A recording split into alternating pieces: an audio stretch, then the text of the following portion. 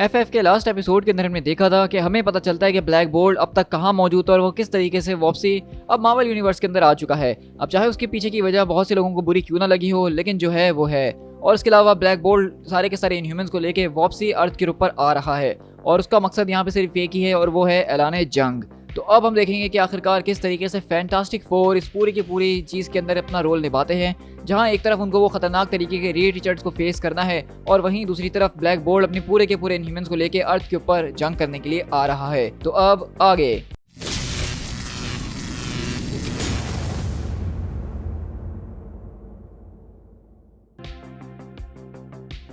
तो कहानी की स्टार्ट हमारे पास हाई एवोल्यूशनरी की द फॉरएवर सिटी से होती है, जहां हम देखते हैं कि बेसिकली ये सारे के सारे रीड्स देख रहे होते हैं कि किस तरीके से एडिलिन पूरा का पूरा यहाँ पे आ रहा है। और वहीं से क्वीन मेडुसा कहती है हम पहुंच चुके हैं ब्लैक बोल्ट, और वहीं ब्लैक बोल्ट उसको इशारा देता है और वो कहती है पूरी की पूरी सिटी के ऊपर कब्जा कर लिया जाए। और अगले पल वो रीड्स ही बोलते हैं हम जानते थे कि ऐसा कुछ ना कुछ जरूर होगा, हमेशा ऐसा ही होता है।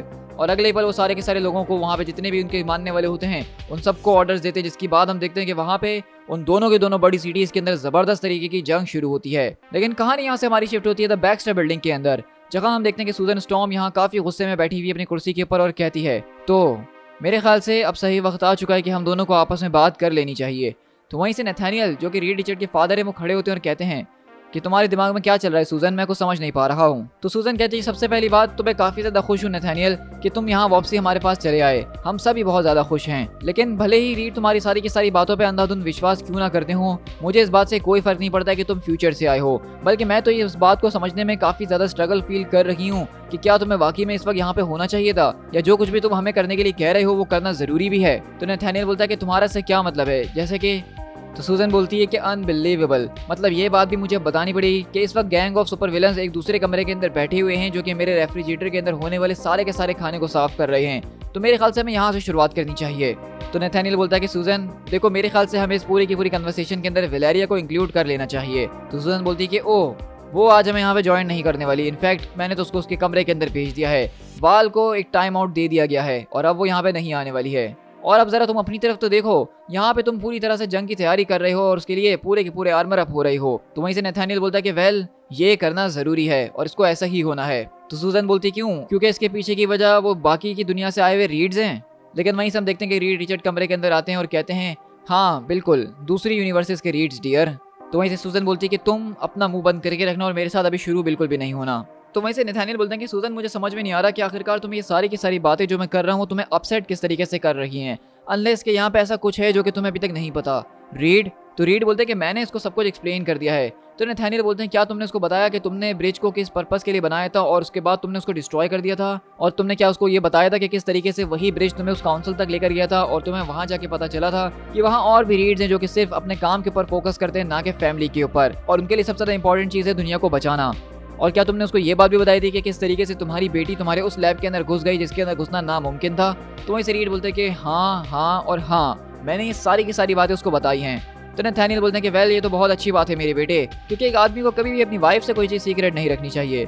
तो मैं वापस अपने पॉइंट पर आता हूँ और मैं ये पूछता हूँ दोबारा से कि आखिरकार इस सब के अंदर मेरा फॉल्ट किस तरीके से है। तो सूजन बोलती है कि ठीक है नथानियल, लेकिन विक्टर के बारे में क्या ख्याल है, क्या तुम मुझे इसकी वजह बता सकते हो कि आखिरकार डॉक्टर डूम का होना यहाँ पे क्यों जरूरी है हमारे साथ।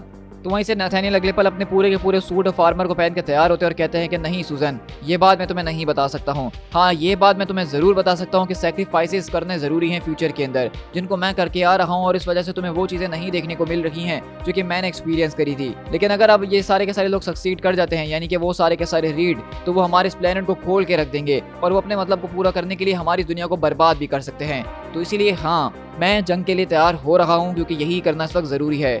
आई एम सॉरी कि ये सब कुछ इस तरीके से हो रहा है, लेकिन मैं तुम्हारा बाहर इंतजार कर रहा हूँ मेरे बेटे। तो वहीं से हम देखते हैं कि रीड सूजन की तरफ देखता है और अगले पल अपने डैड से कहता है वेलकम होम डैड, आप कुछ टाइम यहीं पे रहिए, हम सब आपके साथ सेट हो ही जाएंगे। तो वहीं से सूजन बोलती है कि ठीक है मैं अभी तुम लोगों के साथ चल रही हूँ, लेकिन रीड बोलते कि नहीं तुम्हें अभी कुछ टाइम पहले ही जबरदस्त तरीके का शॉक लगा था उस पूरी की पूरी वॉर के बाद, और वैसे भी ये एक डॉक्टर का ऑर्डर है कि तुम्हें यहाँ पे बैठना ही होगा, तुम यहाँ पे एलेक्स का ख्याल रखो और बच्चों को सेफ रखना। तो वहीं से सूजन बोलती है कि ठीक है तुम अपना ख्याल रखना। तो वहीं से स्पाइडरमैन बाहर कमरे के बैठा हुआ होता और कहता है तो रीड बताओ कि सब कुछ कैसा गया। तो वहीं से रीड बोलते हैं कि तुम्हारी सबसे ज्यादा कम फेवरेट चीज कौन सी है करवाना। तो कहता है कि डेंटिस्ट के पास जाना। तो रीड बोलते हैं तो ये समझ लो कि आज मैं डेंटिस्ट के पास गया था और मेरा रूट कनाल हुआ है। तो स्पाइडर बोलता है कि ओ सॉरी, मतलब हालात कुछ सही नजर नहीं आ रहे हैं, लेकिन मैं तुम्हें बताता चलूं कि इन लोगों ने इंसिस्ट करा कि ये हमारे साथ चल रहे हैं, वो भी सब के सब। तो रीड बोलते हैं कि वंडरफुल। तो स्पाइडरमैन बोलता है कि चलो यार, कम से कम मैंने उनको मैचिंग कॉस्ट्यूम्स तो पहना दिए, क्योंकि अगले ही पल हम देखते हैं कि बेसिकली अब रीड टीचर के साथ वहां पे उन रीड्स को रोकने के लिए ये सारे के सारे सुपर विलन्स भी एज अ फ्यूचर फाउंडेशन के मेंबर बनके जा रहे हैं। और इसी के बाद हम यहाँ से फॉरएवर सिटी के अंदर शिफ्ट होते हैं, जहाँ बेसिकली रीड टीचर इन सारे के सारे लोगों को पहुंच रहे हैं इस पूरे के पूरे शहर की तरफ। और वहीं से रीड बोलते हैं कि ओ माय गॉड, ये तो एटेलन है, लगता है कि इनह्यूमंस वापसी लौट आए हैं। तो वहीं से डूम बोलता है कि चलो, इसका मतलब तो ये है कि आज और ज्यादा मजा आने वाला है, हमें फौरन अंदर ले चलो रीड। और वहीं से रीड बोलते हैं कि विक्टर, क्या ये प्रोटेक्टिव स्पेल तुम्हारा जो है वो हमें सक्सेशन इंजन की रेडिएशन से बचा पाएगा? तो रीड बोलते हैं कि मैं जानता हूँ कि मैं क्या कर रहा हूँ रिचर्ड, ये हमें रेडिएशन से बचा के रखेगा ही। तो रीड बोलते हैं कि लेकिन आखिरकार कितनी देर तक? तो विक्टर बोलता है कि मेरे स्पेल के ऊपर भरोसा रखो, वो होल्ड करके रख सकता है। तो वहीं से रीड बोलते हैं कि ठीक है, फिर जैसा कि हमने डिस्कस करा था कि हमें अपने उन ऑल्टरनेट वर्जन्स को रोकना होगा जो कि मेरे ही अपने वर्जन्स हैं। क्या तुम सब अपने अपने ग्रुप्स को जानते हो?